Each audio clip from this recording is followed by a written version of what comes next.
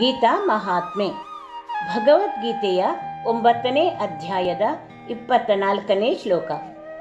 ಅಹಂ ಹಿ ಸರ್ವಯಜ್ಞಾನಾಂ ಭೋಕ್ತಾ ಚ ಪ್ರಭುರೇವ ಚ ನ ತು ಮಾಮಭಿಜಾನಂತಿ ತತ್ವೇನಾತಶ್ಚ್ಯವಂತಿ ತೇ. ಎಲ್ಲ ಪೂಜೆಗಳಲ್ಲೂ ಪರಮಾತ್ಮನೇ ಭೋಕ್ತೃ, ಏಕೆಂದರೆ ಎಲ್ಲ ಪೂಜೆಗಳು ಸಲ್ಲುವುದು ಅವನಿಗೇನೆ. ಅವನು ಇಡೀ ಜಗತ್ತಿನ ಪ್ರಭು. ಪರಮಾತ್ಮನ ಸಾತ್ವಿಕ ಸ್ವರೂಪವನ್ನು ತಿಳಿಯಬೇಕಾದರೆ ಮನಸ್ಸು ಬುದ್ಧಿಯನ್ನು ದಾಟಬೇಕು. ಶುದ್ಧನಾದ ನಿರ್ಗುಣ ಆತ್ಮನಲ್ಲಿ ಲೀನವಾಗಬೇಕು. ಆದರೆ ಜನರಿಗೆ ಈ ರೀತಿಯಲ್ಲಿ ಸಾಧನೆ ಮಾಡುವುದು ಕಷ್ಟವಾಗಿ ಕಾಣುವುದರಿಂದ ಅವರು ಪರಮಾತ್ಮನನ್ನು ಬೇರೆ ಬೇರೆ ರೂಪಗಳಲ್ಲಿ ಪೂಜಿಸಲು ತೊಡಗುತ್ತಾರೆ. ಆದುದರಿಂದಲೇ ಅವರಿಗೆ ಪೂರ್ಣ ಸಿದ್ಧಿಯಾಗುವುದಿಲ್ಲ.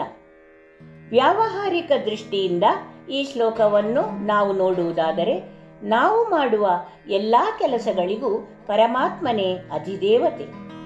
ಮಾಡುವ ಕೆಲಸದ ಮೂಲಕ ನಾವು ಆಧ್ಯಾತ್ಮಿಕವಾಗಿ ಅರಳಬೇಕು.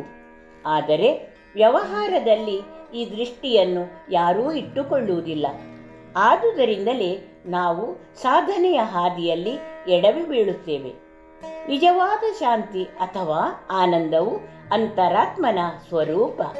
ಅದು ಬಾಹ್ಯ ಪ್ರಪಂಚದಿಂದ ಸಿಗುವಂಥದ್ದಲ್ಲ. ಈ ಸತ್ಯಾಂಶವನ್ನು ತಿಳಿಯದೆ ಜನರು ಬಾಹ್ಯ ವಿಷಯಗಳನ್ನು ಬೆನ್ನಟ್ಟುತ್ತಿದ್ದಾರೆ.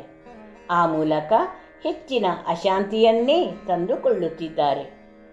ಸ್ವಾಭಾವಿಕವಾಗಿಯೂ ಅಂತಹ ಜನಾಂಗವು ಅಶಾಂತಿ ಚಿಂತೆಗಳ ಗೊಂದಲದಲ್ಲೇ ಬದುಕುವುದಂತೂ ನಿಜ. ಇದು ಒಬ್ಬ ಅಂಧನು ಇನ್ನೊಬ್ಬ ಅಂಧನಿಗೆ ದಾರಿ ತೋರಿಸಿದ ಹಾಗೆ.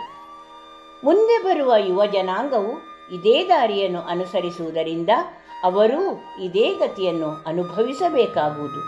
ಅದರಿಂದ ಅವರಿಗೆ ಜೀವನದಲ್ಲಿ ನಿಜವಾದ ಆನಂದ ಸಿಗದೆ ಅದನ್ನು ಪಡೆಯಲು ಈ ಭೂಮಿಯಲ್ಲಿ ಮತ್ತೆ ಮತ್ತೆ ಜನ್ಮವೆತ್ತಬೇಕಾಗಬಹುದು. ಒಟ್ಟಿನಲ್ಲಿ ಅವರವರ ಸಾಧನೆಗಳಿಗೆ ಅನುಗುಣವಾದ ಕರ್ಮದ ಫಲವೇ ಅವರವರಿಗೆ ದೊರಕುವುದು. ಹರಿ ಓಂ.